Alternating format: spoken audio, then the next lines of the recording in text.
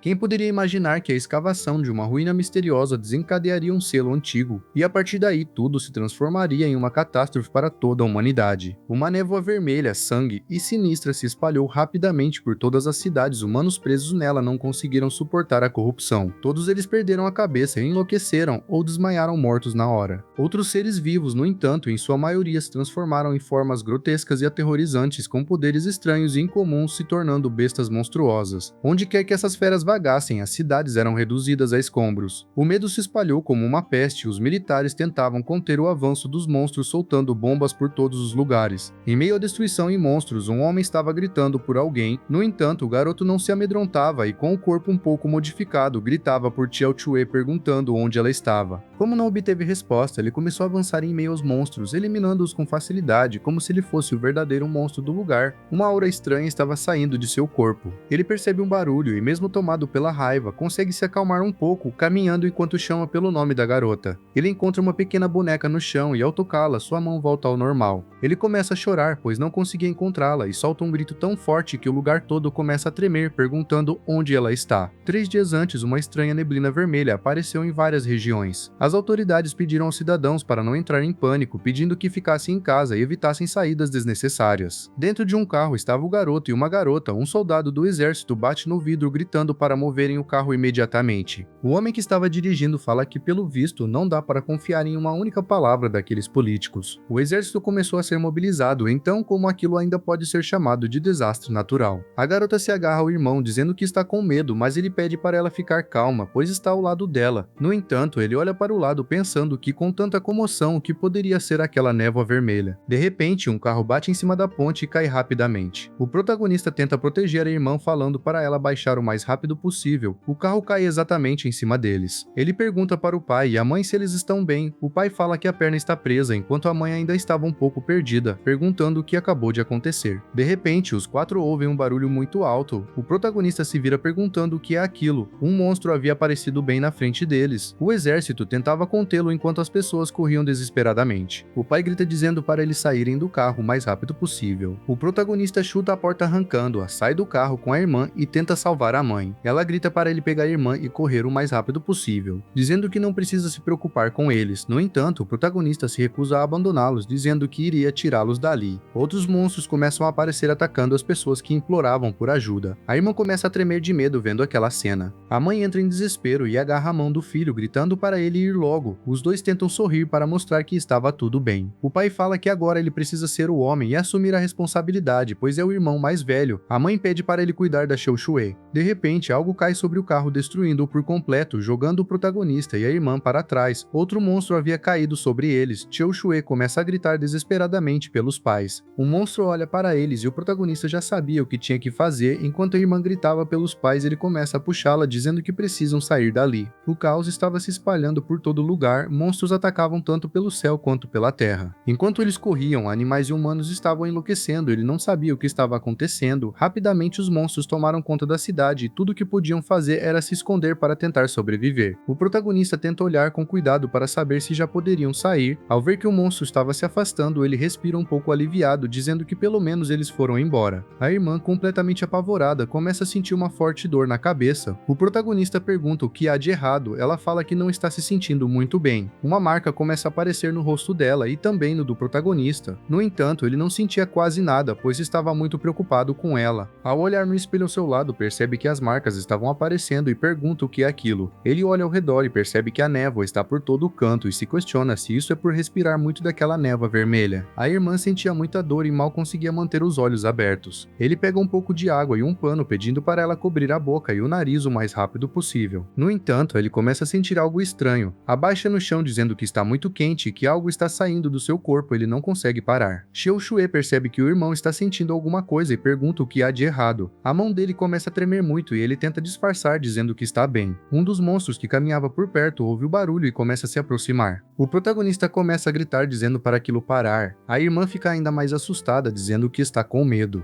O monstro encontra os dois. O protagonista se assusta ao ver que foram descobertos. O monstro começa a correr na direção deles. O protagonista pega a irmã e tenta correr o mais rápido possível, saindo do supermercado. No entanto, outro monstro voador para bem na frente deles, interrompendo a fuga. Cercados, a irmã pergunta o que eles vão fazer. O protagonista protagonista agarra o mais forte que consegue, dizendo para ela não ter medo, pois o irmão mais velho está ali. Um monstro ainda maior se aproxima e rapidamente eles são cercados por inúmeros monstros. O protagonista olha para eles e se pergunta se hoje realmente é o dia em que irão morrer. Sem opção, ele grita para a irmã que precisam voltar para o mercado o mais rápido possível, pegam uma madeira que estava no chão, dizendo que lá fora é ainda mais perigoso. Ele ataca o monstro. No entanto, o monstro morde a madeira e a destrói com facilidade, logo depois contra-ataca. O protagonista tenta se defender segurando a parte de cima da boca do monstro com a mão e a parte de baixo com o pé, mas é jogado para trás com muita força. De repente, uma flecha atinge o olho do monstro. Xiao Shui pergunta se ele está bem, dizendo que irá ajudá-lo. Ela havia achado uma besta dentro da loja. O monstro atingido começa a atacá-la. O protagonista grita para ela correr. Xiao Shui corre o mais rápido possível. O irmão grita para ela não olhar para trás. As marcas no corpo dele ficam cada vez mais fortes. Ele começa a tossir sangue e algo começa a sair de dentro do seu corpo novamente. Ao ver que a irmã estava em perigo, o protagonista desperta uma força assustadora. Uma explosão de aura sai de seu corpo e ele derruba uma parede em cima do monstro. Tomado pela raiva, ele começa a atacar sem parar, mesmo com o monstro já morto, dizendo que precisa matar. A irmã se assusta chamando pelo irmão, mas ele não responde. Desesperada, ela corre e o abraça pedindo para ele parar. Com lágrimas nos olhos, ela implora para ele parar. O protagonista começa a se lembrar da morte dos pais, da mãe gritando para ele correr e do pai dizendo que agora ele precisa proteger a irmã. A lembrança é interrompida pela voz da irmã chamando seu nome. Ele recupera a consciência, pede desculpas por tê-la preocupado e pergunta se agora está tudo bem. Ele começa a falar, mas percebe que outro monstro estava prestes a atacar a irmã, grita avisando e consegue tirá-la da frente do ataque, salvando sua vida. O monstro se prepara para atacar novamente. Ao Hal pega uma barra de ferro e acerta a criatura com força, jogando-a para trás e destruindo tudo ao redor. Em meio à poeira, ele manda a irmã ficar escondida, dizendo que irá lidar com os monstros. Ela se recusa, dizendo que ele não pode ir sozinho. O protagonista fala que o monstro grande está olhando para eles e que precisa atraí-lo para longe. Xiao Shui agarra o irmão, dizendo que ele não pode ir, com medo de que ele perca o controle novamente. Xiao Hao tenta acalmá-la, dizendo que desta vez não perderá o controle. Pede para ela apenas esperar. Ela pede que ele prometa voltar são e salvo. Ele sorri, dizendo que é uma promessa. Ele sai do mercado com um bastão na mão, dizendo que, se estiver certo, caçar essas bestas e absorver a energia vermelha pode torná-lo mais forte. Xiao Hao para na frente do maior monstro, aponta o bastão para ele e diz que, se derrotar aquela criatura, terá poder suficiente para proteger sua família, por isso o monstro precisa morrer. No entanto, os monstros apenas ignoram tudo o que ele disse e começam a ir para cima do protagonista. Ele pergunta se não é digno nem de ser levado a sério, pois, se esse for o caso, eliminará um por um até terminar com todos. Após entender um pouco mais da sua atual força, ele começa a eliminar os monstros que estavam ao seu redor. No entanto, um dos monstros consegue mordê-lo, fazendo-o sentir uma dor muito forte. Ele fica ainda mais irritado e as suas mãos se transformam, partindo o monstro ao meio. Com um aspecto completamente diferente, ele pergunta se aquela é a sensação de ter poder, pois é maravilhoso. Um dos aviões do exército começa a sobrevoar, atraindo a atenção do monstro, que solta um rugido feroz. O protagonista percebe que algo estranho está acontecendo com ele. De repente, um míssil é lançado exatamente onde ele está. Exatamente nessa hora, Xiao Shui vai até o buraco na parede e pergunta para o seu irmão se ele está bem. O protagonista entra em desespero, gritando para sua irmã não sair. O míssil atinge o seu alvo, causando uma grande explosão. O helicóptero que estava sobrevoando grita que há sobreviventes ali antes de ele perder a consciência. Xiao Hao ouve as pessoas falando para verificarem. Uma das pessoas fala que o protagonista já está infectado, por isso precisa deixá-lo em paz. No entanto, aquela garota ainda está pura, por isso precisa ser levada. Ele consegue ver a sua irmã sendo colocada dentro do helicóptero, enquanto os agentes do exército falam que eles precisam andar o mais rápido possível, pois os monstros iriam voltar em breve. Xiao Hao estende a sua mão para o helicóptero, chamando por sua irmã. Prestes a desmaiar, ele começa a ver a sua irmã cercada por fogo, perguntando por que ele não foi salvá-la. Ela começa a gritar e o fogo toma conta da memória. O protagonista estende a sua mão, gritando por sua irmã. Ele acorda completamente desesperado e começa a respirar ofegantemente, dizendo que teve o mesmo sonho, que já faz mais de meio ano, e ainda não sabe onde a sua irmã está. Ele começa a caminhar, dizendo que teve sorte por não ter sido exposto quando a sua irmã foi levada por aquelas pessoas. Ele procurou em todos os abrigos locais, mas ainda não há sinal dela. Para encontrar a sua irmã, ele entrou para a patrulha da fronteira, a unidade de patente mais baixa do exército, e se tornou um soldado de baixa patente. Em um mundo tão caótico, somente o exército tem autorização para coletar informações e viajar livremente no posto avançado da fronteira da cidade de Shiti. O capitão da equipe de patrulha, Jia Jun, estava esperando. Xiao Hao pede desculpas pelo atraso para entrar no seu turno. Outro soldado fala que, pelo visto, é aquele novato inútil novamente. O capitão chuta o protagonista, o chama de idiota e pergunta pergunta onde ele estava desta vez, pois está muito atrasado.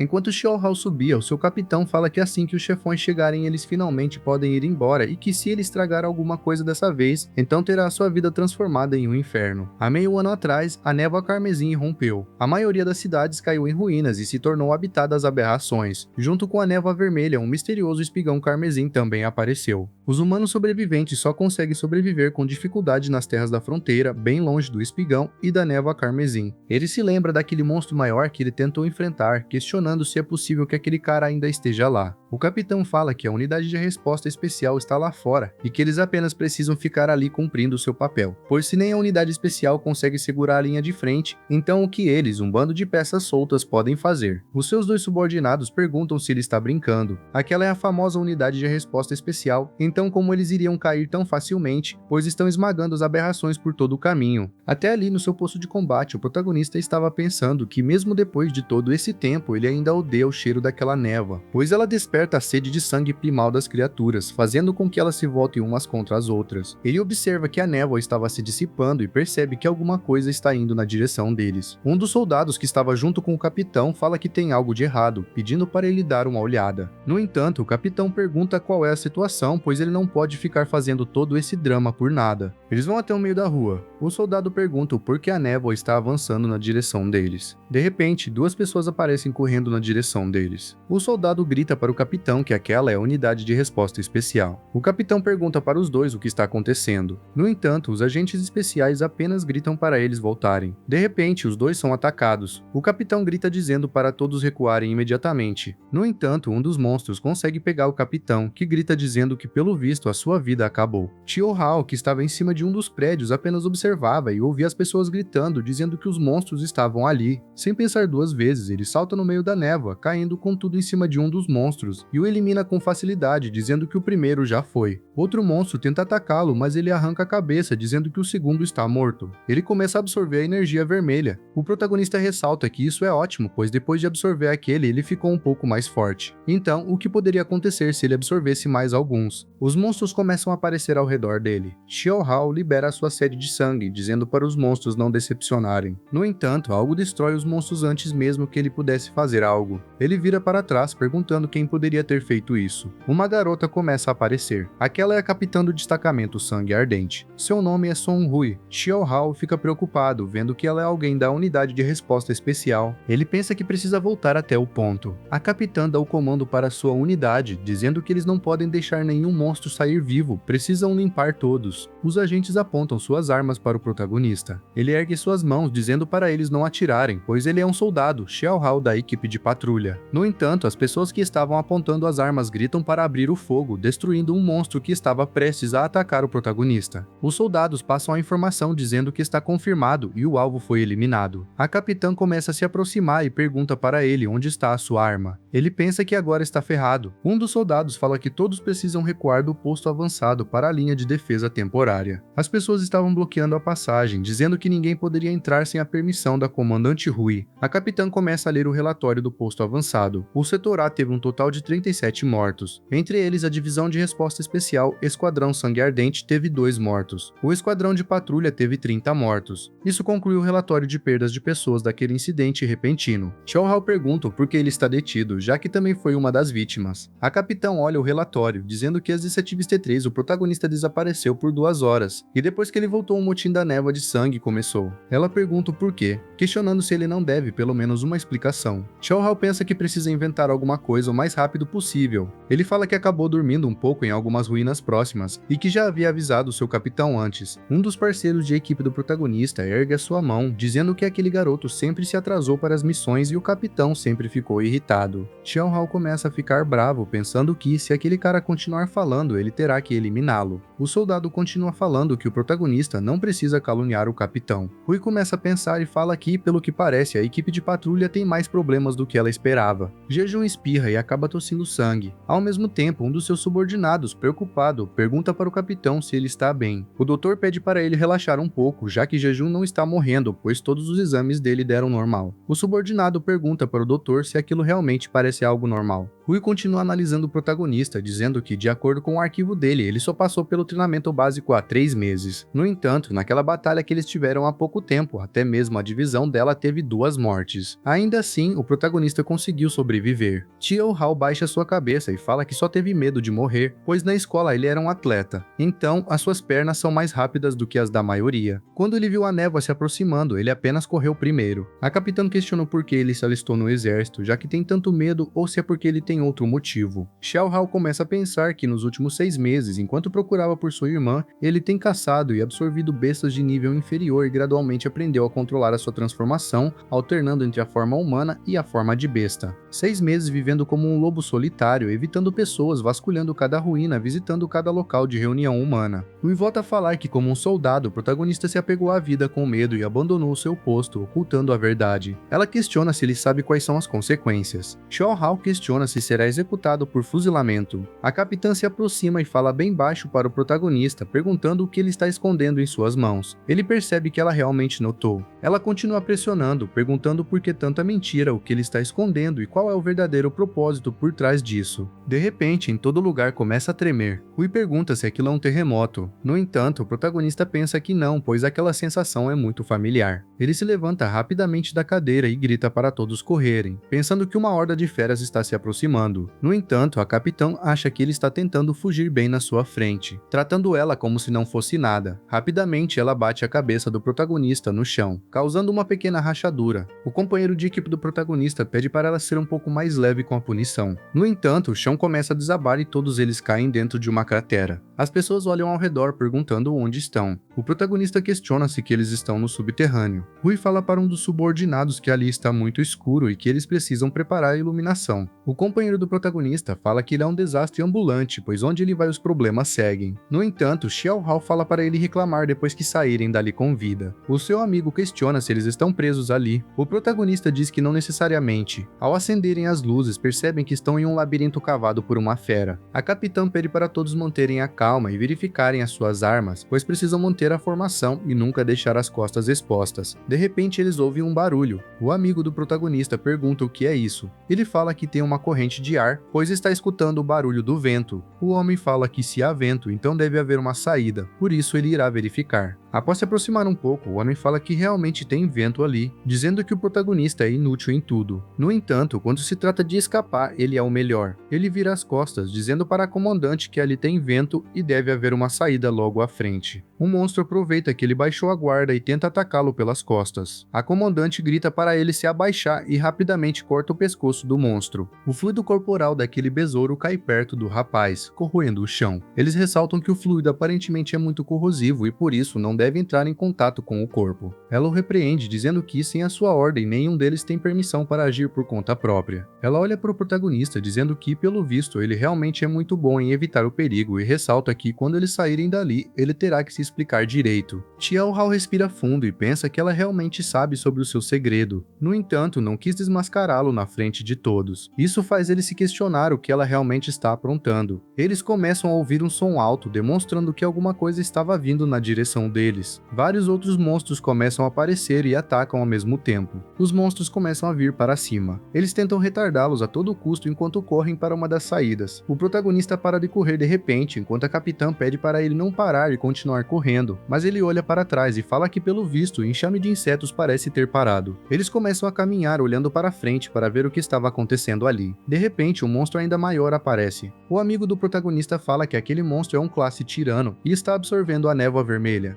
Yan Hao percebe que aquilo não é bom, pois o monstro está convertendo a névoa vermelha em energia. Ele grita para todos tomarem o máximo de cuidado, pois aquilo é muito perigoso. Rui dispara a sua arma e o monstro dispara a sua energia concentrada. O tiro dela consegue acertar o lado do rosto do monstro, mas a energia vinha na direção da sua cabeça. Yan Hao grita para ela sair da frente, mas ela não consegue se movimentar. Sem hesitar, o protagonista revela sua verdadeira força para salvá-la. Ela fica impressionada olhando para ele e tenta falar, mas Yan Hao a interrompe, dizendo que, se eles conseguirem sair vivos dali, ele irá explicar tudo direitinho para ela. Um pouco apreensiva, ela começa a se perguntar se ele realmente será capaz de fazer alguma coisa, pois os seus ataques haviam sido ineficazes. Ela pede para ele tomar muito cuidado. O protagonista apenas sorri Ele começa a atacar o monstro, gritando para ele com tudo, pois aquele monstro é um classe tirano, igualzinho àquela coisa. O sistema mostra a classificação do monstro, que é batedor classicão de caça tirano, Behemoth Calamidade. Yan Hao começa a atacá-lo várias vezes, enquanto se pergunta o quanto mais forte ele ficará se absorver aquele monstro. Após alguns ataques, ele olha para o monstro e pensa que ele é muito resistente, pois uma besta normal já teria sido despedaçada. Pelo tamanho, aquele monstro é como se fosse um veículo blindado. O protagonista fica olhando para a besta, dizendo que pelo visto ela deve ter devorado muito da sua própria espécie. O monstro tenta atacá-lo, mas ele consegue desviar, dizendo que pelo menos o monstro é muito lento e talvez tenha investido toda a sua melhoria na própria defesa. Yan Hao volta a liberar a sua força, dizendo que é ridículo aquele monstro não conseguir acertar um alvo em movimento. Os outros começam a atirar, enquanto se perguntam se eles estão sonhando. O amigo de patrulha vê o protagonista completamente diferente, indo para cima do monstro e pensa que aquele é o cara que sempre corre mais rápido e tem mais medo da morte do que qualquer um. Então, o que exatamente é aquele cara? A capitã entra no meio da conversa, dizendo que o protagonista é um sujeito experimental desenvolvido secretamente pelo governo unido para combate contra as criaturas. O homem pergunta se ela realmente está dizendo que aquele cara que levou 3 meses para passar no treinamento básico e foge do perigo mais rápido do que qualquer um é um sujeito experimental para combate contra criaturas. Ela fala que é exatamente isso. O homem questiona se ela já sabia de toda a história. Rui fala que não, pois só confirmou a identidade do protagonista quando ele bloqueou o ataque da criatura contra ela. O vice-capitão da equipe, Lin Yongzi, começa a se perguntar se a SU realmente tem um sujeito de experimento ou se a sua capitã está escondendo algo. Rui continua explicando que o protagonista escapou do laboratório e, de alguma forma, acabou na equipe de patrulha da fronteira. O homem pergunta se o surto da névoa vermelha da última vez foi por causa dele. Ela fala que não podem descartar essa possibilidade e, por isso, ela precisa investigar um pouco mais. A capitã olha para o soldado, dizendo que toda a informação que ele viu e ouviu é a mais secreta de todas, e por isso não deve ser revelada a ninguém, questionando se ele entendeu. O homem fala que sim e que não irá falar nada para ninguém. Enquanto isso, a batalha entre o protagonista e o monstro ainda continuava. O monstro tenta condensar a energia novamente e disparar, mas o protagonista consegue desviar. No entanto, ele percebe que o ataque estava indo na direção da sua equipe. Ele grita para todos saírem, e o ataque atinge exatamente onde eles estavam. Por pouco, eles conseguem escapar. Um soldado de patrulha sem nome pergunta se ainda está vivo, mas ao se levantar, percebe que o vice-capitão havia salvado a sua vida. Assim que a poeira começa a baixar, o soldado fica assustado ao ver a perna do vice-capitão. Yongzi pede para ele não se preocupar, dizendo que aquilo não traz risco para sua vida. O soldado fala para o vice-capitão que ele é da unidade de operações especiais e, mesmo assim, fez isso por um soldado de patrulha humilde como ele. Yongzi apenas sorri, dizendo que trocar uma perna por uma vida é um bom negócio. O soldado fala que, mesmo assim, a missão do vice-capitão deveria ser focada contra as bestas e que perder a sua preciosa habilidade por um soldado como ele não vale a pena. Yongzi ressalta que não se tornou um soldado só para matar as malditas bestas. Ele existe para proteger como o último escudo da humanidade. Ele nunca pode abandonar ninguém que esteja à sua frente. O soldado fica sem palavras. De repente, um estrondo é ouvido e o protagonista é arremessado com muita força para trás. Ele pensa que a energia da névoa vermelha se esgotou e que ele mal consegue manter a bestialização com um braço. Aquele é o besouro espinhoso de escudo de aço, classe tirano. O protagonista percebe que ele é um verdadeiro classe tirano e é bem problemático. O monstro vai com tudo para atacá-lo novamente, mas de repente uma explosão acontece na cabeça do monstro. Yan Hao percebe que é a capitã. Ela grita dizendo que ele não pode morrer ali, pois há muitas coisas que ele ainda precisa explicar um pouco mais claramente. De repente, o monstro começa a emitir um som como se estivesse rindo. A capitã se surpreende, perguntando se ele realmente está rindo. Uma pressão começa no lugar e vários túneis liberam a névoa vermelha. Ela pensa que isso já era o esperado, pois aqueles túneis interligados permitem que aquela besta transfira facilmente a névoa vermelha de outros lugares, reabastecendo as suas próprias forças, e até mesmo as feridas se curam rapidamente. Nesse ritmo, o monstro voltará ao seu estado máximo novamente. Além disso, ela arrisca dizer que a erupção da névoa vermelha no posto avançado antes também foi por causa daquele monstro. Rui corre até o protagonista, dizendo que eles não irão conseguir vencer aquela luta e que precisam recuar imediatamente. Mas Yan Hao se recusa, dizendo que o monstro precisa morrer, pois de onde ele vem, eles têm um ditado: um guerreiro nunca volta atrás com a sua palavra. Supere os seus limites aqui e agora, você não tem outra opção. Ele ressalta que ao invocar a névoa vermelha, ele também revigorou a sua energia, e agora que o monstro não pode se mover de forma imprudente, é a melhor chance que eles têm de atacar.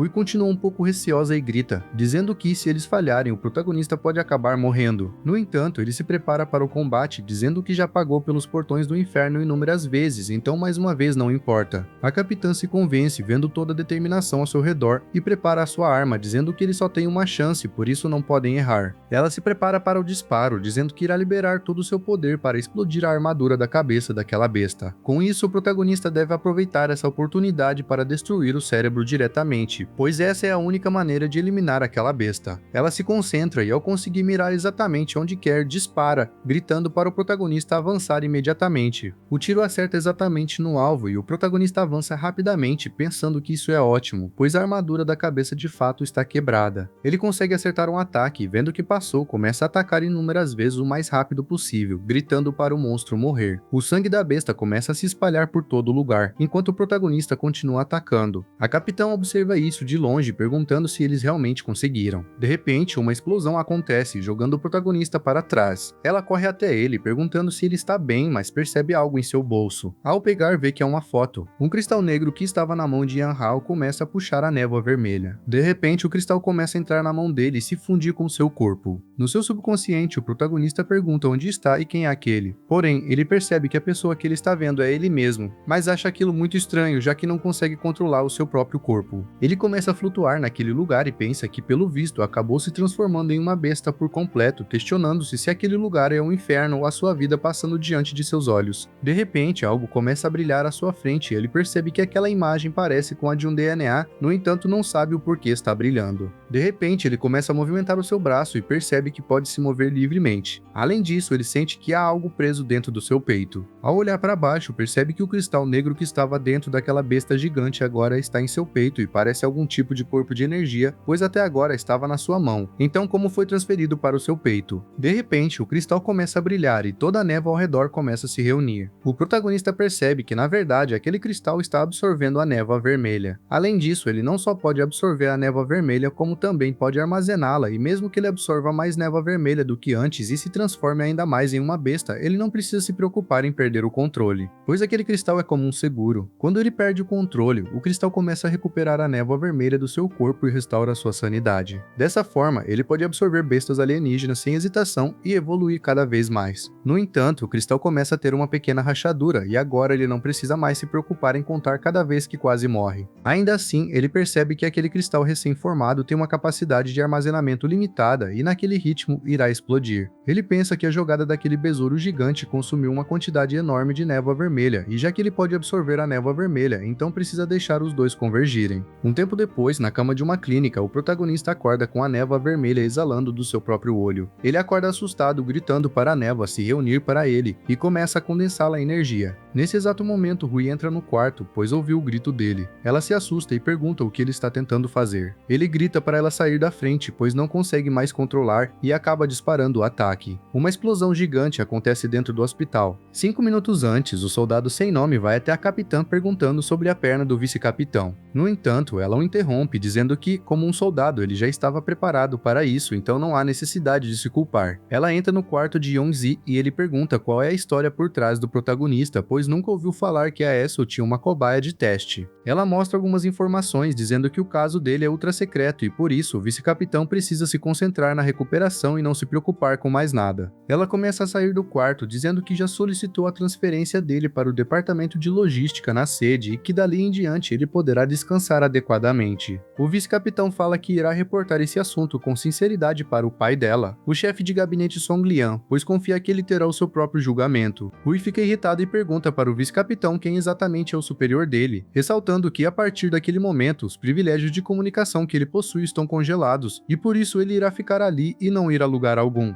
Do lado de fora, ela pergunta para o soldado sem nome qual é o quarto do protagonista. Ele responde que é a ala 314. Pouco tempo depois, eles chegam até a porta do quarto. Ela pede para o soldado ficar de guarda na porta, ressaltando que ninguém pode entrar naquele quarto sem a ordem dela. Ao abrir a porta, ela se depara com um ataque. Ela se assusta e pergunta o que ele está fazendo. No entanto, o protagonista apenas grita para ela sair da frente e dispara o ataque. Rui consegue se abaixar rapidamente, o soldado também desvia, e o ataque sai destruindo tudo à sua frente. No quarto ao lado, o vice-capitão percebe que o prédio foi atravessado como se não fosse nada e conclui que provavelmente foi o protagonista que fez isso. Ele se pergunta por quanto tempo a capitã vai conseguir esconder aquilo. O soldado sem nome, caído no chão, começa a tremer perguntando por que sempre é azarado e grita por socorro, pois aquilo é muito aterrorizante e ele não quer morrer. Rui começa a olhar para o estrago que o ataque fez, questionando se esse é o movimento daquele besouro que eles enfrentaram antes. Ela também se questiona por que Yan Hao pode usar a habilidade de uma aberração diretamente sem uma arma de bestialização. Ela olha para o protagonista, dizendo que ele deve várias explicações para ela. Eles vão até o terraço do hospital e assim que o protagonista explica um pouco, a capitã questiona se ele realmente está dizendo que não só pode absorver o núcleo de uma aberração, como também pode aprender suas habilidades. Yan Hao fala que além disso, ele também pode absorver e armazenar a névoa carmesim, pois aquele cristal parece ser capaz de se autorreparar. Rui começa a sorrir, dizendo que pelo visto ele tem muitas funcionalidades. Yan Hao transforma sua mão na mão de um monstro, dizendo que realmente obteve a força e as habilidades daqueles monstros. No entanto, ele também pode acabar se tornando lentamente um deles. Por isso ele gostaria de saber se uma pessoa como ele ainda pode ser considerada um humano de verdade, e aos olhos dela o que ele realmente parece ser. A capitã fala que o protagonista é apenas ele mesmo, uma existência única. Humano ou monstro irá depender apenas de como ele usa esse poder que foi concedido a ele. E a verdade é que aquele poder pode ser considerado tanto um desastre quanto uma arma extremamente poderosa. Ela se aproxima dele, dizendo que no momento ele tem dois caminhos para seguir. O primeiro é se juntar ao esquadrão dela e se tornar um soldado da reserva. O segundo é ser classificado como uma ameaça e ser eliminado, assim como aquelas aberrações. O protagonista questiona por que seria eliminado. Rui aponta para o que ele acabou de fazer com os prédios, questionando se ele realmente acha que as tropas atualmente na cidade têm a capacidade de fazer aquilo. Ela mesma admite que não tem a capacidade necessária para vencê-lo em um combate. No entanto, ela ressalta que mesmo ele sendo extremamente poderoso, achar que pode lidar com a ESU sozinho é muita arrogância. Além disso, entrar para o esquadrão dela tem seus benefícios como status, inteligência e recursos, além de ela lidar com qualquer problema que possa aparecer. O protagonista questiona se ela realmente está disposta a enfrentar um elemento tão perigoso quanto ele, alguém que acabou de conhecer, cujo poder ainda está fora de controle, e que o preço para recrutá-lo deve ser bem alto, então provavelmente ela tem um objetivo por trás disso tudo. A capitã fala que ele realmente é inteligente e que por um certo motivo ela precisa dele. Ainda assim pede que ele acredite nela, pois eles não são inimigos. Ela diz que talvez ele possa pensar nisso como uma transação de negócios e mostra a foto que havia pegado antes. Yan Hao grita com ela, questionando por que ela tem aquela foto. A capitã pede para ele não subestimá-la, pois se ela quiser investigar todo o passado dele, isso é apenas uma brincadeira de criança para ela. Rui afirma que, se ele se juntar ao Sangue Ardente, então ela usará a rede de inteligência de alto nível e todos os recursos à sua disposição para ajudá-lo a encontrar a sua irmã mais nova. O protagonista começa a pensar na situação, pois realmente há um limite para o que ele pode fazer sozinho, ainda mais sem informações. Como a capitã disse, com uma patente e status mais altos no exército, ele poderá investigar mais lugares e será mais fácil se locomover. Ele acaba concordando com os termos dela, porém, já que ela também precisa dele, ele gostaria de pedir um pequeno aumento salarial, pois todo o seu dinheiro anterior foi gasto procurando a sua irmã. A capitã chama Yan Hao de soldado e fala que ela, como capitã do Sangue Ardente, o aprova como um soldado da reserva com salário e benefícios no mais alto padrão. A primeira ordem que ela tem para ele é que saia dali imediatamente e vá fazer toda a papelada. O protagonista diz que entendeu a ordem e que irá imediatamente para a equipe de patrulha tratar da transferência. Antes que ele saísse, ela fala que pagou por todo o dano que ele causou no hospital e que, mesmo sem pressa, irá descontar aos poucos do salário dele. Enquanto ele sai dali, Rui começa a se lembrar do seu tio, pensando que com certeza encontrará um jeito de salvá-lo. Yan Hao continua saindo, chateado por ter que pagar as contas daquilo. Rui fica olhando para o protagonista, pensando que o seu instinto está gritando que ele tem a chave para transformar uma aberração de volta em um ser humano. Na cidade de Xixi, na equipe de patrulha no prédio da guarnição, o soldado sem nome aparece e o protagonista pergunta se ele também vai para a unidade de resposta especial. O sem nome fala que a capitã e o vice-capitão têm uma alta consideração por ele e que, embora ele tenha entrado para o departamento de logística, ele e o protagonista poderão cuidar um do outro dali em diante. Yan Hao começa a se perguntar qual é o nome daquele cara, pois nunca havia prestado atenção nele antes. De repente, a cena muda para o capitão Jejum, que diz que está bem. O protagonista olha para trás e vê todos reunidos. Um homem fala que um tempo atrás Jejum deu um tapa nele por conta daquela mulher muda e que agora está igual a um cachorro de rua, implorando para o time de defesa da cidade a sua aposentadoria como membro do elenco. O homem e chuta Jejum, pressionando-o contra a parede. Esse é o capitão da equipe de defesa da cidade de Shiti, chamado Jiang Shi. O soldado sem nome fica completamente irritado ao ver que o seu capitão, mesmo machucado, estava sendo tratado daquele jeito e parte para cima de todos. No entanto, ele é facilmente imobilizado pelos outros membros, mas continua gritando para soltarem o capitão imediatamente. Shi continua humilhando Jia-jun, mandando-o se ajoelhar e lamber a lama de seus sapatos, ou então irá quebrar o braço daquele garoto e entregar para Jia-jun usar como muleta. Jia-jun, sem forças para lutar, começa a se ajoelhar. No entanto, o protagonista o segura, dizendo para ele não se ajoelhar, ressaltando que o seu capitão já o ajudou muito antes e que agora é a vez dele retribuir esse favor. O protagonista grita que está ali naquele momento e que se alguém se atrever a tocar em apenas um fio de cabelo do seu capitão, então ele quebrará os ossos e os queimará como lenha. Todo o grupo de defesa da cidade parte para cima dele, questionando se ele realmente está procurando a morte. No entanto, Yan Hao começa a se mover rapidamente e sai derrotando todos com apenas um golpe. A força era tão grande que o último homem atingido foi jogado com tudo contra a parede, criando um buraco. Outro membro do departamento de defesa grita para o protagonista que o capitão deles é um guerreiro de classificação, então como ele ousa atacá-los dessa forma, pois agora está morto. Shi fica irritado ao perceber que o protagonista demorou apenas 4 segundos para derrotar todos os homens que foram atacá-lo. Ele pensa em como ele pode ser tão rápido assim. Shi puxa sua arma para o protagonista, o chama de lixo da equipe de patrulha e questiona como ele ousa desafiar a guarda da cidade, então atira. O protagonista apenas desvia, sorrindo, rapidamente pega a arma da mão do capitão, diz que a velocidade do disparo é muito lenta e quebra a arma com as próprias mãos. Ele afirma que Shi não tem nem 1% da velocidade da Rui. Shi se sente humilhado e pega uma faca, tentando atacar o protagonista, porém mais uma vez é desarmado com extrema facilidade. Yan Hao segura o capitão da defesa da cidade pelo pescoço e começa a erguê-lo, dizendo que pelo visto ele havia dito que iria fazer Jia-jun se ajoelhar. Shi começa a tremer e pergunta o que o protagonista está tentando fazer. Yan Hao fala que agora é a vez do capitão da defesa se ajoelhar e o bate no chão com muita força. Shi desmaia imediatamente. Toda a equipe de defesa da cidade não consegue acreditar que o protagonista realmente desviou de balas e esmagou uma pistola padrão com as próprias mãos. A equipe de defesa pega o capitão desmaiado e começa a correr, dizendo que o protagonista é um monstro. Yan Hao pensa que a força física aprimorada pelo núcleo da besta superou as suas expectativas. O soldado sem nome vai até Yan Hao e diz que ele parecia um deus da guerra naquele momento. O protagonista pergunta se ele está bem e o amigo responde que não tem problemas, pois o corpo dele aguenta bastante coisa. Jia-jun começa a sorrir e agradece Yan Hao por tê-lo ajudado. O protagonista pergunta por que o seu capitão está agradecendo e ressalta que Jia-jun sempre cuidou dele e que agora, podendo defendê-lo, isso é apenas o que ele deveria fazer. Jia-jun continua preocupado e pergunta o que irá acontecer se o time de defesa da cidade procurar problemas com o protagonista. O soldado sem nome pede para ele não se preocupar com isso, pois agora Yan Hao e ele são membros da unidade de resposta especial e a equipe de defesa da cidade não ousaria fazer nada contra eles. No meio da noite, na base temporária da unidade de resposta especial, Rui pergunta se toda a documentação de transferência está concluída. Yan Hao responde que sim. A capitã diz que já enviou a inscrição dele para a sede e que a sede aprovou. O protagonista comenta que ela realmente é muito eficiente. Ele segura o certificado na mão e pergunta se aquilo significa que agora é um membro oficial. Ela responde que não e pede para ele não se apressar, pois o que vem a seguir é o verdadeiro teste. Ela ressalta que ele deve partir imediatamente para o quartel-general em Hucheng, para participar da avaliação de entrada para a divisão de combate da unidade de resposta especial Sangue Ardente. Ela afirma que com a força que ele possui no momento, acredita que passar no teste não será um problema. Yan Hao começa a sorrir, diz que entendeu e pede para ela apenas esperar, pois ele baterá um novo recorde. Na cidade de Hucheng, vários carros do exército percorrem as ruas. Dentro deles estão um soldado sem nome, o protagonista é a capitã. Ela apresenta o local, dizendo que aquela é a cidade de Hucheng, a capital da Esu, e que a sede do Sangue Ardente também fica ali. Yan Hao comenta que ouviu dizer que a patente mínima para um membro oficial do Sangue Ardente é guerreiro de ranking D. Ele questiona como essas patentes são determinadas, pois o soldado sem nome é muito fraco e mesmo assim está fazendo o teste para o Sangue Ardente. O soldado sem nome sorri e diz que aguenta uma boa surra. Rui explica que ele está se juntando à equipe de logística, não à equipe de combate, por isso não precisa fazer a avaliação de combate. O soldado sem nome começa a rir e diz que a equipe de logística também luta ao lado da equipe de combate. A capitã fala para o protagonista que eles ainda têm bastante tempo até chegar ao destino e que precisam sincronizar algumas informações. Ela explica que pessoas como ela, que podem usar habilidades especiais, são conhecidas como guerreiros. O poder de combate de um guerreiro é dividido em 6 níveis, sendo eles S, A, B, C, D e E. O quartel-general da unidade de resposta especial possui um sistema de avaliação especial. Os principais atributos avaliados são força física e resistência. Quanto às aberrações, elas são classificadas da mais fraca para a mais forte como classe escoteiro, classe cão de caça, classe soberano, classe behemoth e classe calamidade. Em circunstâncias normais, um guerreiro de ranking E pode derrotar uma aberração de classe escoteiro. Pela mesma lógica, um guerreiro de ranking D equivale a uma aberração de classe cão de caça. Guerreiros de ranking C e B são equivalentes a aberrações de classe soberano. Guerreiros de ranking A são equivalentes a aberrações de classe Behemoth. Guerreiros de ranking E são equivalentes a aberrações de classe Calamidade. Ela ressalta que, além disso, a afinidade do protagonista com um núcleo de besta também afeta a sua classificação. Ele pergunta o que ela quer dizer com isso. A capitã explica que, no mundo atual, apenas aberrações que sofreram mutações da névoa carmesim possuem habilidades especiais. Guerreiros humanos, por outro lado, só podem despertar habilidades especiais ao se sintonizar com o núcleo da besta por meio do armamento do núcleo. Condição física, talento e até sorte afetam a afinidade com o núcleo da besta, e quanto maior a afinidade, maior a qualidade e o número de habilidades despertadas. Ela conclui que se uma pessoa não conseguir se conectar a um núcleo de besta, a classificação mais alta que poderá alcançar é a classificação I. De repente, o carro para. Um dos guardas na rua informa que aquela via está fechada para o trânsito e pede para eles retornarem. O motorista questiona se eles realmente vão barrar a equipe de resposta especial. O guarda responde que também estão em missão oficial. Assim que um dos carros passa, Rui percebe algo errado. Ela pensa que ali deveria ser apenas a avaliação de entrada do sangue ardente, então por que o chefão do grupo Grimvain estaria presente? Algo claramente não está certo. Uma hora depois, no local da avaliação de entrada do sangue ardente, todos já estão reunidos. Um avaliador afirma que o sangue ardente é o escudo mais forte da humanidade. Ele também diz que é a lâmina mais afiada da unidade de resposta especial.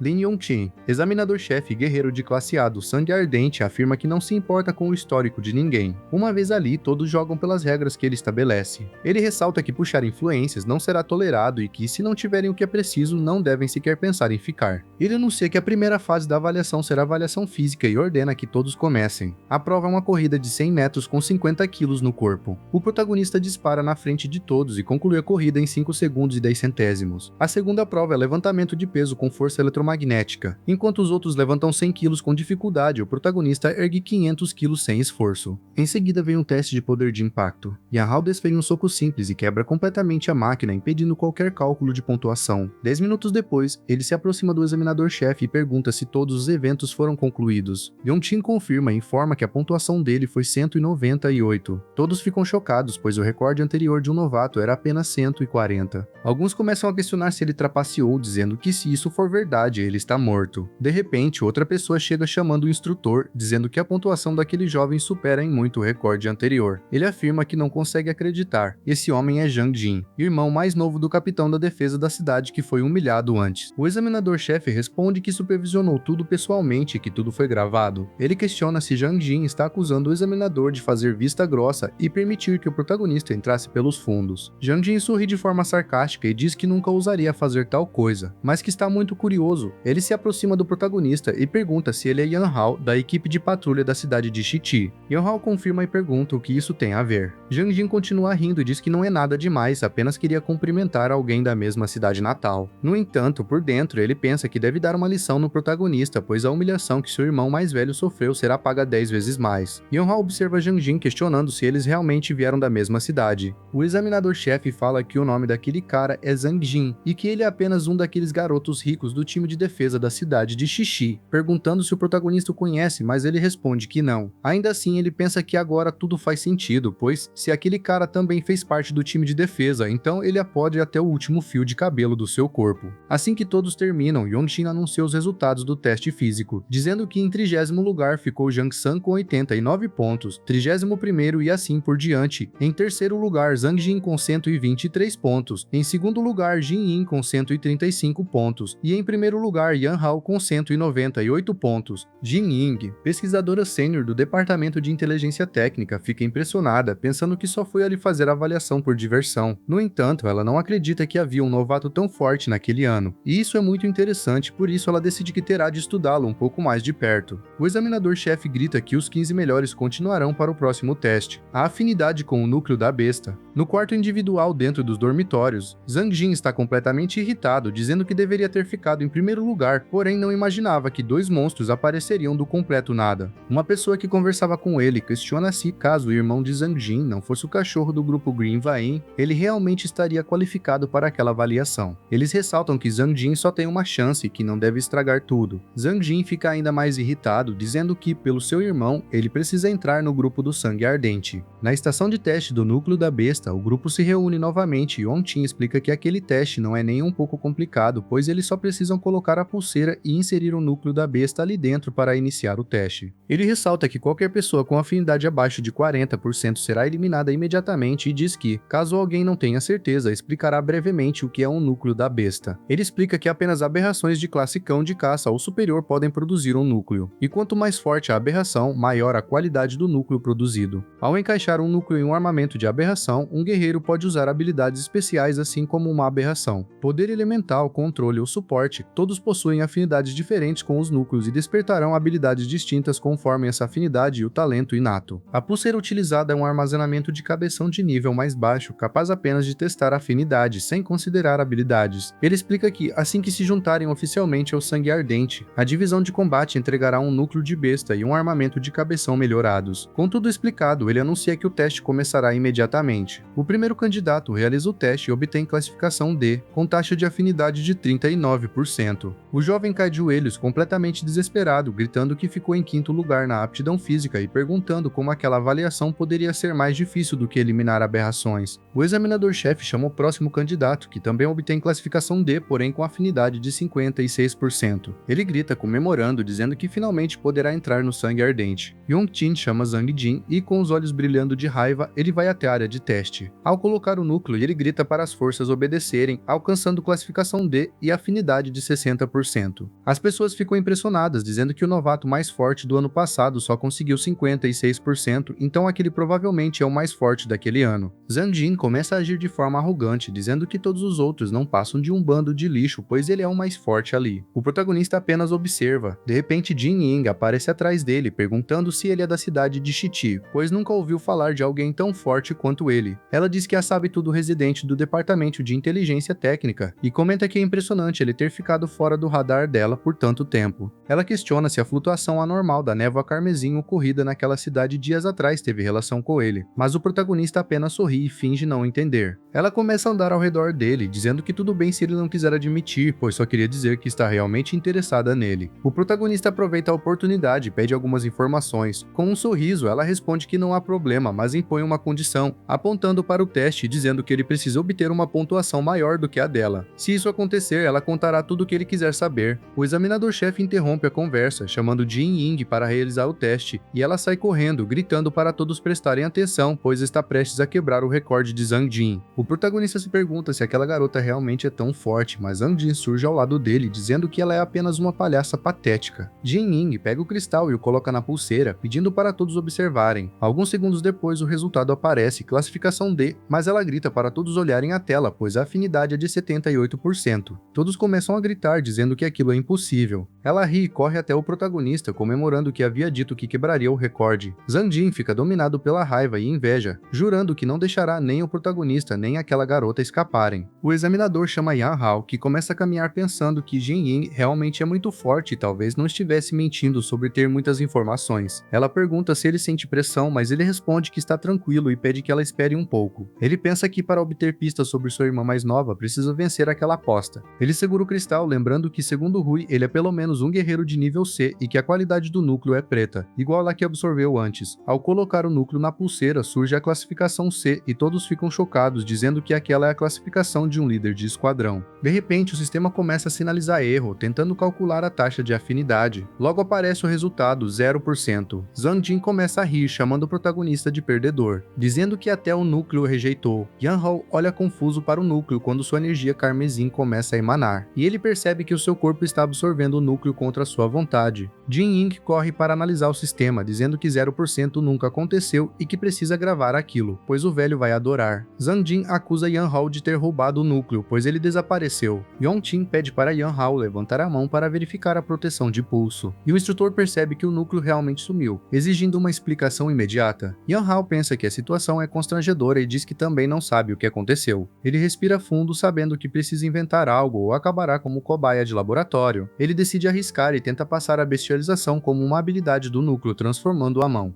Zhang Jin se assusta. Yong Qin saca a faca e ordena alerta máximo, mandando todos recuarem. Jin Ying fica ainda mais animada, perguntando se aquilo é bestialização. Zhang Jin questiona se o protagonista está infectado. O examinador grita para todos recuarem, pensando que a única escolha é eliminá-lo ali mesmo. Jin Ying grita perguntando se Yan Hao pode ouvi-la. O protagonista pergunta o que há de errado e o examinador confuso questiona se ele realmente não enlouqueceu. Yan Hao pergunta se aquilo não parece uma habilidade do núcleo bestial, pois ele fez tudo sozinho, e começa a desfazer a transformação. Jin Ying corre até ele, o abraça, dizendo que ele não enlouqueceu e que aquilo é uma habilidade de transformação. Ela afirma nunca ter visto nada parecido. Yong Qin fica mais tranquilo, dizendo que Yan Hao ganhou na loteria, perguntando se ele consegue reverter sozinho após a bestialização, pois isso é inédito e extremamente raro. Yan Hao olha para Jin Ying e pergunta quem ela realmente é e como sabe tanto. Ela apenas sorri, dizendo que já havia dito, pois é uma sabe-tudo de carteirinha. Yong Qin a apresenta melhor, dizendo que o nome dela é Jin Ying, candidata do Sangue Ardente naquele semestre, além de pesquisadora sênior no Bureau de Inteligência Técnica. Ele explica que o pai dela é o Major General Jin Nancheng, responsável por todo o departamento de P&D de tecnologia. Jin Ying fica irritada e reclama com o instrutor, dizendo que aquela era uma informação confidencial e que agora ele arruinou completamente a aura misteriosa que ela possuía. Yong Qin responde que a farsa já acabou e pede para o protagonista entregar o núcleo da besta. Yan Hao fica sem saber o que responder, dizendo que não é que ele não queira entregar, mas que o núcleo entrou no seu corpo e não quer sair. Zhang Jin observa aquilo em silêncio, pensando que o núcleo realmente entrou no corpo dele e que precisa relatar isso imediatamente ao pessoal da Greenvine, pois o protagonista se tornou um sujeito de teste perfeito. Na sala de radiologia, Yan Hao passa por exames e os pesquisadores ficam impressionados, dizendo que é impossível acreditar no que estão vendo. Eles afirmam que não sabem como um núcleo de besta pode crescer dentro do corpo de uma pessoa e que, além disso, o núcleo se fundiu completamente ao corpo do protagonista, não havendo como removê-lo. Os pesquisadores perguntam ao diretor Jin Nancheng o que ele acha. O Major General responde que vale a pena estudar o protagonista com mais cuidado, pois tem certeza de que aquele jovem ainda esconde muitos segredos. Logo depois, duas pessoas entram no laboratório perguntando qual é a situação e o histórico daquele garoto. Anshin pergunta se o Sangue Ardente ainda segue a regra rígida de não aceitar ninguém com menos de 40% de afinidade. Song Lian, tenente-general e chefe do Estado-Maior da Unidade de Resposta Especial, pede para o diretor parar de ser dramático e ir direto ao ponto. Anshin explica que liderou a equipe que desenvolveu o equipamento de teste junto com o grupo Greenvine, então sabe melhor do que ninguém que aquilo não foi 0%. Jin Ying começa a puxar o braço do pai, pedindo que ele diga logo o que está acontecendo. O diretor explica que a máquina foi levada além de seus limites, o que causou o erro, e isso significa que a afinidade de Yan Hao é sem precedentes, ultrapassando o máximo teórico de 100%. O tenente se vira imediatamente e ordena que Yong Qin o siga. Dentro da máquina de exames, o protagonista percebe que o núcleo de cristal está mudando de preto para vermelho. Ele se pergunta se isso aconteceu porque absorveu aquele pequeno cristal, lembrando que antes, ao absorver o núcleo de um inseto de classe soberana, ele roubou suas habilidades e ativou o núcleo de cristal em seu corpo. Desta vez, mesmo sem obter uma nova habilidade ao absorver um núcleo de besta de nível baixo, o núcleo de cristal foi fortalecido. A pureza aumentou, tornando-se escarlate com preto profundo. A capacidade total de armazenamento de névoa carmesim foi ampliada e a eficiência de absorção também aumentou. Em outras palavras, quanto mais forte a aberração, mais forte ele se tornará ao absorvê-la. Uma coloração marrom avermelhada fosca, como ferrugem antiga com impurezas escuras, aparece indicando que, enquanto continuar saqueando aberrações, ele pode evoluir indefinidamente. No quartel-general da Unidade de Resposta Especial Sangue Carmesim, Rui demonstra irritação, dizendo que foi ela quem levou o protagonista até ali e questionando qual é o problema em deixá-lo entrar em seu esquadrão. O tenente pede que ela controle o tom de voz e se lembre da patente que possui, além de perguntar se ela não está se apegando demais a um recruta de ranking C. Rui responde ao pai que prometeu levar o protagonista para sua equipe e que ele não pode transformá-la em alguém que quebra a própria palavra. O pai dela afirma que a honra de um soldado pertence ao Estado, não a um indivíduo, e que Yan Hao já foi alocado no esquadrão de Yong Qin, sendo uma decisão definitiva. Antes de sair, ele olha para a filha e questiona se ela realmente está tentando recuperá-lo, ordenando que retorne ao posto imediatamente. Rui concorda, mas pensa que precisará encontrar outra maneira. No salão do quartel do Sangue Carmesim, Jin Yin corre até o protagonista trazendo novidades, mostrando um documento sobre um ninho recém-descoberto entre Hu Tin e Shi Ti. Ela explica que recrutas do Sangue Carmesim precisarão explorá-lo e que já confirmou com o instrutor que eles podem formar uma dupla. Yan Hao está atualmente classificado como C e pertence ao esquadrão de Lin Yongqing. Ele fica surpreso com a notícia. Ao encontrarem o capitão, ele explica que a missão é avaliar o nível de ameaça e que precisam manter alerta máximo, pois mesmo um ninho de baixo nível pode sofrer mutações por causa da névoa vermelha. Jin Yin, como pesquisadora sênior, também passa a integrar o esquadrão. Ela afirma que coleta de dados é sua especialidade e que o protagonista não precisa se preocupar, pois ela ficará responsável pela cobertura. Algum tempo depois, já dentro do veículo, ela explica que os níveis de ameaça de ninhos são baixo, médio, alto e extremo. O ninho que irão investigar é do tipo colmeia, com estrutura externa simples, mas túneis internos extremamente complexos, sendo considerado o mais perigoso. Ela alerta que haverá muitas abelhas operárias e algumas soldadas, formando um enxame venenoso com ferrões. O protagonista fica confuso, perguntando por que precisam de 3 veículos se uma pessoa já não conseguiria lidar com aquele tipo de ninho. Jin Yin responde que já explicou que aquelas não são abelhas comuns. O motorista então percebe algo se aproximando. Ao olhar pela janela, o protagonista vê que as vespas estão chegando e se surpreende com o tamanho delas. Jin Yin corrige dizendo que são abelhas de ferro de classe escoteira, não abelhas de mel. O soldado sem nome começa a desviar do enxame, mandando todos se segurarem. De repente, os ferrões são disparados contra eles. Jin Yin grita que aquilo é o ataque de ferro da abelha de ferro e que o blindado não vai aguentar. Yan Hao manda deixarem o enxame externo com ele, pensando que é o momento perfeito para testar um novo movimento. Ele cria uma parede de energia que se condensa nos braços, arrebenta a porta do blindado e manda todos se abrigarem e manterem a defesa. Em seguida parte para cima das abelhas. O soldado sem nome fica chocado, perguntando que habilidade é aquela, pois o protagonista criou uma arma usando a própria porta do veículo. Jin Yin explica que se trata de uma habilidade de transformação e que além de se transformar, Yan Hao consegue sobrepor a transformação em outros objetos. Isso significa que ele pode transformar qualquer coisa em arma, algo extremamente raro e valioso para estudo. Enquanto o protagonista luta, algo verde atravessa sua arma com facilidade, surpreendendo-o. Ele percebe que aquilo é mais forte do que o ferro das abelhas de ferro e entende que precisa encontrar a origem do ataque. Ele avisa o grupo que há outro inimigo e que a origem do ataque é desconhecida. Pede para Jin Yin procurar abrigo. Eles param os veículos perto de uma rocha, mas um soldado avança, ignorando as ordens. Ele afirma que as abelhas de ferro temem fogo, mas é atingido quando um espinho perfura o tanque de combustível atrás dele, causando uma explosão instantânea. Yan Hao pergunta a Jin Yin o que são aqueles espinhos verdes. Ela responde que provavelmente se trata de uma abelha rainha de classe cão, cujo ferrão contém veneno corrosivo capaz de atravessar armaduras abaixo do nível C. Ela alerta que se houver uma criatura de classe cão, então as informações estavam erradas e aquele não é um ninho de baixo nível. Yan Hao pede para ela cuidar das operárias enquanto ele irá pessoalmente derrotar a rainha. Jin Yin libera seu poder elemental do vento, criando uma tempestade que dispersa as operárias e abre caminho. O protagonista fixa os olhos no alvo. A abelha rainha se prepara para atacá-lo, enquanto Yan Hao cria uma nova arma, mais refinada, e lança sua lança com força total. A arma perfura o abdômen da rainha com facilidade. Ele afirma que acertou em cheio, mas percebe que a criatura continua avançando. Jin Yin fica alarmada, dizendo que isso é impossível, pois o ponto vital foi atingido, mas a rainha age como se não tivesse sofrido dano algum. Ela começa a se perguntar como um cão de classe Hound pode ter tanto poder e talvez seja porque Jin Yin corre até Yan Hao,